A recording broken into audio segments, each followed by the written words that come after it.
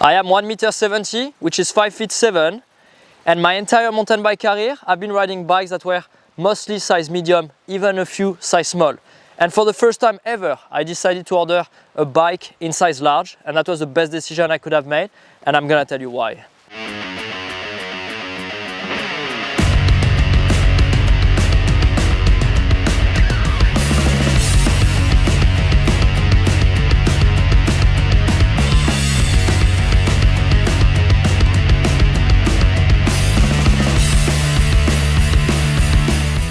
The new Propen R3R CF is the only bike I've ever ridden that's a size large, but before I tell you why I did that, let's take a look.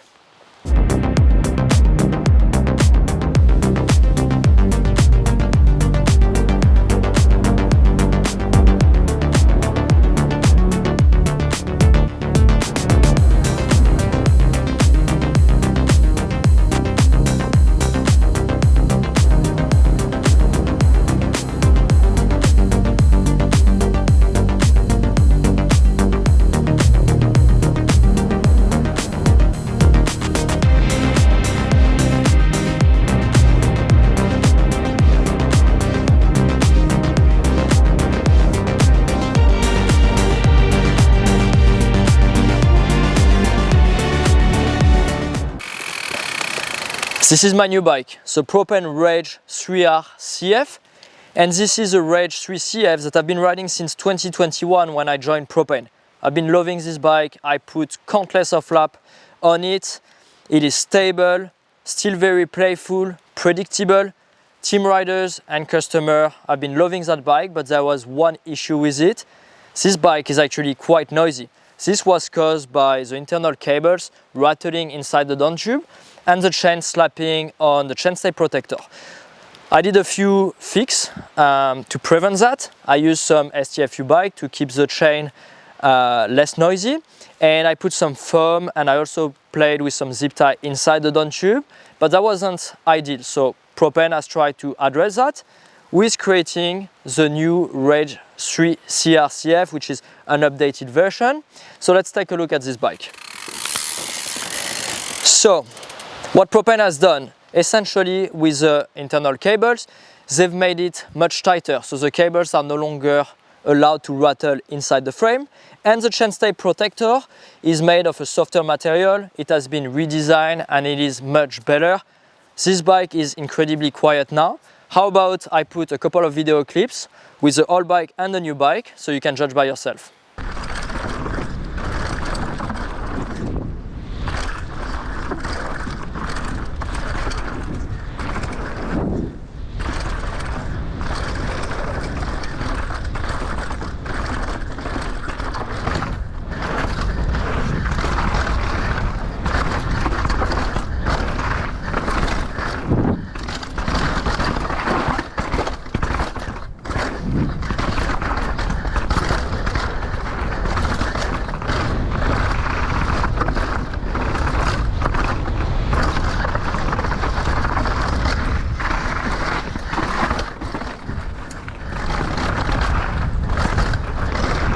Before I give you a complete bike check, let me explain why I decided to get a downhill bike that's a size large, even though I'm only 1,70 m.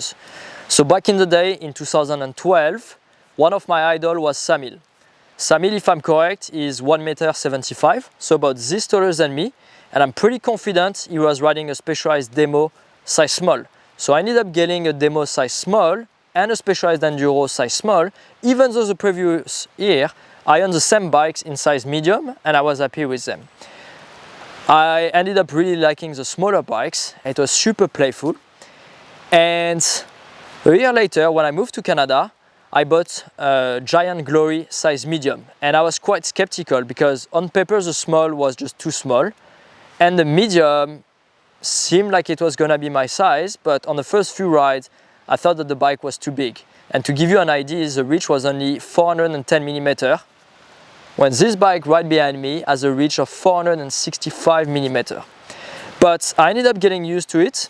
The chainstays were also longer than what I had before, but I felt like it gave me a more center position on the bike, which I really liked. And it's something that I talk a lot about the Propen bike, is I love how center the bike feels. A few years later, I ended up on Commensal and I got a Super MDH V4. That was the first version of their high pivot bike. And to give you an idea, the size medium had a reach of 396 millimeter. And when I got the bike, I thought they sent me a size small because it was so short. But I ended up getting used to it. I run a reach adjuster plus 5 millimeter. And honestly, I quite like the bike. But looking back at it, the extra large of this bike was still much shorter than this bike behind me. And this is not even one of the super long bikes you find on the market. But the industry has moved to longer bikes, and quite frankly, I've actually really enjoyed that. I've never had any issue moving the bike around, but riding longer bikes just made me feel more confident, made me feel safer on the bike. The reach, if you don't know what it is the distance, basically the horizontal distance, if you put a point above the bottom bracket and a point above the headset of your bike. And the reach is probably the most important criteria to look at when choosing a bike. It's really important to find a reach that works well for you. When I joined Propen in 2021, I was used to like bikes that were fairly short, and the Propen bikes had reach on the trail and enduro bikes that were about 450 millimeters, which to me was like the pretty perfect number. I right away felt really good on the bike. But last year, when they came out with the Icano 2 CF, the reach was 455 millimeter. And I ended up liking it even better than all the previous bike I had. I felt that the extra reach made me a bit more hinged on the bike, gave me more stability, more confidence. I feel it corrected some of my issue I had with the bike, which could be like some of the commitment into some of the corners. And I really liked it. Then a few months later comes out the Propen Spindrift V5, which had a reach of 460 millimeter. And I never thought I'd be riding a bike with this big of a reach, but I ended up loving it. I felt so confident on the bike, still super playful, and I had a blast. So I ended up calling Propen and changing my order of the Rage 3R CF. Originally I wanted a size medium, like I had in the past, but I changed the order, decided to go for a size large, which had a reach of 465 millimeter. I used a works components headset reach adjuster to make the bike a little bit shorter, so I'm at 460. But keep in mind, the medium I used to run had a 437 millimeter reach. I was riding a +5 reach adjuster, so call it 442 millimeter. So that is an 18 millimeter difference compared to my previous downhill bike. And I was definitely scared. I wasn't sure I was gonna like it, especially with the 45 millimeter SEM, but I ended up loving it. Just the extra confidence I had, I felt like I didn't have to muscle the bike around as much when it gets super rough. The bike is more stable, still super playful, especially with the mullet setup. So 27.5 on the rear, 29 on the front. And honestly, it's been the best decision I've made for the downhill bike. I've had so much fun. I put so much riding since I got the bike. And yeah, I really wanted to share with you the reason why I went to a size large. It's definitely not for everybody, but it's really important to have a reach that you enjoy when purchasing your new bike. It is one of the first things you should be looking at. Definitely your reach, because that's gonna impact your riding a lot. So yeah, that's about it. I think it's important to remember that I'm a professional mountain biker, and I like to think that I have some good skills and capability on the bike, which allow me to move around the bike that might appear to be a little bit big for me. I definitely don't encourage you to oversize your bike. It's really important to know what you are looking for when purchasing a bike. If you want a bike that's playful, definitely don't oversize your bike. And if you want something that's stable to go fast, it doesn't mean that you should buy an extra large or extra large just because myself I'm riding a size large. It's really important to remember your own capabilities, but also the trail you ride and what you're looking for on the bike. It's just a little bit like buying some skis or a surfboard. You really have to look for what you want, and definitely the best way to do that is to try different bikes to figure out what works for you and what doesn't. Time for a bike check, but also for me to let you know what improvement I have felt going from a size large to a size medium when I ride the downhill trails. So, as I mentioned it many times, this is my Propen R3R CF, size large obviously. We've got the flip chip like most Propen have, which is awesome because one frame can do either 29er or mullet. Obviously, if you've watched the channel, you know that I absolutely love mullet bikes. They are so fun, they are really efficient, especially for a smaller rider like myself. So bigger wheel will get too much on the way. So 27.5 on the back, 29 on the front. We've got the reach adjuster from Works Components. So stock frame is 465mm reach, but me, I have it with -5 equals 460mm. And on the trail, obviously a longer bike is gonna be more stable. When you go on a straight line and it's really bumpy, obviously it's gonna be easier to go fast. But the big thing I was concerned about was how playful was the bike going to be. Turns out this bike turns super well. In the Whistler Bike Park, on some of the berms that are really tight, like on Ninja Cougar, I was so impressed by how easy it was to corner. The chainstays are 445mm, which is, you know, pretty normal for a downhill bike, but you have an option to go 460mm, so you can add 15mm on the bike, which is a great add-on if you are a really tall rider and you run a size extra large and you want to feel really centered on the bike, you want the front and the back to match. This is a great option for you. Or if you want to race World Cups and the only thing you care about is to go really fast. But for myself, I want to keep the bike fun, lively, so I keep the chainstay on 445mm. And yeah, I was super surprised by how well the bike corner, despite being 18mm longer than my previous bike. I felt like I was in a really strong position coming into this corner, especially the berms who have a lot of G-forces because they're really tight. Because the reach is longer, I feel like I didn't have to fight as much the weight of my body coming to the corner. On a smaller bike, it feels like your body kind of crumbles onto the stem, so you have to use more strength on your arms to keep your position. Whereas on a longer bike like this, I felt like it was less effort to go at the same speed or even faster. Even changing angle, the bike was super fun. Everything else is fairly similar in terms of suspension feel, but yeah, that was truly for me a big surprise. I thought I was gonna sacrifice a lot of fun to go faster, but it was not the case. The bike still felt really playful, which is definitely a huge plus for me as I'm not racing.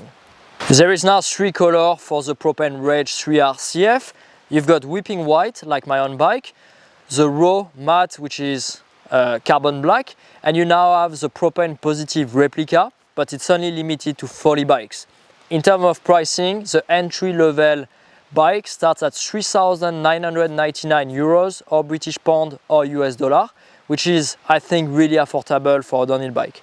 Like all my bikes, this one is protected by ride wrap. You've got the shuttle armor down below the down tube in order to protect the wrap when I'm gonna be shuttling. This is a great thing you can put on any bike, and actually check this out. Talking about ride wrap, I want to show you something. This is my Propen Spindrift 4 that I've been using for the better part of 2024, but I no longer need it. I'm gonna sell it, and this bike has been redone a lot. It's been abused. There's a few damages onto the wrap, which is great because that's why the ride wrap is for. It's to protect the paint and the frame itself. As you can see on the down tube, there is quite some damage here from heavy shuttling. So we're gonna be removing this piece right there. We're gonna check out the state of the frame, replace it with a new piece, and then we'll add on a shuttle armor, which is sold separately, and it's something that I should have put on this bike. It's on all my other bike, but for some reason I don't put it right there. And that way it's gonna protect the down tube better for the next buyer. So this was actually my first time replacing a ride wrap piece. Super easy. It comes with the kit and everything you need. And what's cool is that you can actually replace just the one piece that's damaged on your wrap. So for me it was this one. Now let's put the shuttle armor. Okay, bike is ready to go. Now let's continue our video.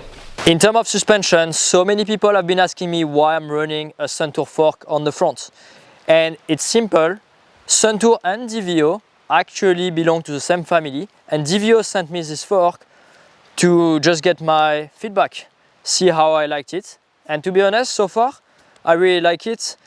I definitely got S4 suspension to work on it, to match my needs. The rebound was too slow straight out of the box, so we changed to a lighter oil. We changed the shim stack to make it a bit quicker. I run the compression basically completely open, and yeah, I've been really enjoying the fork. On the bike, I've got my DVO Jade shock with a 450-pound spring. I am 64 kilo, which is about 142, 145 pounds, and this has been great for me. The bike is really progressive. It does really well on big impacts, and I find that still gets me a lot of traction while being able to get me a lot of support on the bigger compression. In terms of brakes, I've got my Ace Dominion A4. Like on all my bikes, I've been absolutely loving those brakes. They are powerful, they are very consistent, extremely reliable. They are very easy to modulate, so when it's steep, gnarly, but you don't want to lock your brakes, those are amazing. I run the sintered brake pads with 203mm disc, and I've done a little trick. Some people have been complaining about the pads rattling, and I chatted with Hayes. I've had the issue myself, but this only happened on about 10% of the brakes that I've owned, and it must be because of a little imperfection at the production. And there is a pretty simple system. I put either like a piece of tube or a piece of grip tape in between the spring and the brake pads to avoid any rattling, and it removes any type of noise. So that's been awesome. That works really well. That's a fix that anyone can do in 2 minutes at home, and I'll put some shots so you can see. If you have any question, let me know in the comment below, and I'll try to do a little tutorial on how to do it, but it is pretty straightforward. And if you have a little bit of rattling with those brakes, or actually any other brakes on the market, I advise you to check out this. In terms of wheels, as you have seen on other videos of the channel, I'm now riding the Flux Carbon downhill wheel from E13.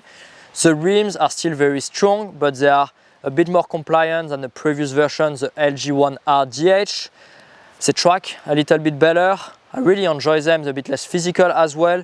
And the big difference on the hub, so the sidekick hub, is that you get a little bit of movement, and the idea with that is that reduces the impact of the chain on the suspension. So by reducing the kickback, your suspension stays more active, and that allows you to get a bike that's more quiet, a bike that's gonna be a bit less physical. You feel less impact onto your feet, but you also get better performance. So the traction is improved, especially under braking, and this is particularly noticeable on small routes, small rocks, and braking bumps. I think it is a great product, and I've really been enjoying it. For tires, we got the classic combo Maxxis Assegai on the front, DHR2 on the back, downhill casing obviously, 3C grip. This is a 2.5 tire, 2.4 on the back. I've been absolutely loving that combo. It works well absolutely everywhere I have been in the world. I run 23 PSI on the front, 26 PSI on the rear. And also I've been experimenting with the iRoller 3, which is gonna be probably an amazing tire for the winter when it gets a bit more wet and slippery. So we're good with tires. Now let's look at the cranks. We've got the Rotor Hawk cranks. They've been extremely reliable, 165mm length. I've got a 34 teeth round chainring. I've got the E13 LG1R DH chain guide. I'm using the lower guide. It keeps the bike even more quiet. For pedals, we got the Time Special 10 pedals. I run those pedals on every single bike I own, and I absolutely love them. The fit with the Physique Gravita Tensor shoes I'm using is absolutely perfect. They are really predictable, really reliable. I love the feeling when you clip in, but also clip out, and they give me a lot of confidence on the bike. In terms of cockpits, a Squamish company, we've got the One Up E-Bar 35mm rise bar. I run my front pretty high on this bike, especially because it's quite long. So the longer the bike is, the higher I run my bars. And that's probably because when the bike is longer, I got more weight on the front. So by doing that, I compensate a little bit my position and how I ride the bike. I cut the bar at 745mm length. It's paired with a 1-up direct mount stem that's 45mm length. And normally I'll run obviously a 1-up dropper, but not on a downhill bike. So this is a Thomson Elite Pro dropper. For seat, we've got the Ergon SM downhill seat, specially designed for downhill racing. It's a little bit shorter on the back, so when you bottom out, your tire doesn't buzz against the seat, which is really important for safety. It's paired with my all-time favorite grip, the Ergon GDH grip. It's got the all slick lock-on, matching the rails, the ace brake, and also my chain. So those grips are unreal. You've got the waffle here to get maximum traction, the diamond setup for the feeding, also that little bump for the comfort, and it's still got an ergonomic shape to help you keep your elbows out and give you the best riding position while being super comfortable. The chain that I've just mentioned is a KMC Aura 11-speed chain, so it's basically that all slick look. Those chains have been extremely reliable, and it's a 11-speed, so it works well with the Shimano Scent rear there, as well as the E13 7-speed cassette. What else do we got? The mud hugger. So this product is something I'll never ride a bike without it. It should be mandatory. You can see better. There's obviously no mud flicking to your eyes, but also you're less likely to get something stuck in your eye, which could be very dangerous. And if you have followed what's happening with the Whistler Bike Park, they changed the chairlift this year, and basically the new chairlift was a problem if you had a mudguard, but turns out this mudguard fits perfectly. It's holding with zip ties, which allows it to slide like this. So the mud hugger Evo Long is compatible with the new chairlift in the Whistler Bike Park and every chairlift in the world. So this is a must-have for next season. So definitely get one. What else? I think that's pretty much it. There's one thing though that I should mention. Propen and Hayes brakes and myself, I've been trying to find solution. This is a pre-production bike, and when I built it, I found out that the Hayes brake line is actually 5.5mm, so it's a little bit thicker than your standard brake line like Shimano, SRAM or Magura uses, which is 5mm. It's probably one of the reasons why the performance of Hayes brakes is so good. But Propen, when they designed the bike, they asked the factory to make the internal tube 6mm, so any brake line could fit. Turned out there was a little bit of an issue at the production, and the little tube to guide the cable inside the frame is actually 5.5mm, so this brake line doesn't fit, which is why I mounted mine outside of the frame. But Propen designed the frame a certain way, so you have those tabs to hold the brake line. So mine is going outside, it's only holding right there with, actually it's a GoPro Surf Patch accessory. It's white, so it looks really cool, but you can find plenty of stuff on Amazon, and there's just one zip tie on the back. I haven't experienced any single issue. There's no rattling whatsoever. Obviously it's easy to mount. The only thing is that, yes, you can see the brake line outside of the frame, but this is something that Propen has changed for the next production. So the next batch of production, the Hayes brake will fit inside the frame, no problem. And in the meantime, Hayes is working on a solution to make a 5mm brake hose. I think that's about it. I covered everything. Right there, I've got the STFU bike chain dampening system. You can use the code REMI15 to save 15% of those. That makes the bike even more quiet. That's about it. I hope you appreciated the video. This was filmed with my new camera equipment. That's a Canon R6. I've got the mic system, and this was really a desire to improve the quality of the video. So keep an eye on the channel. Make sure you subscribe, like it, comment. Check out the links down below for more. And next week we'll go on ride.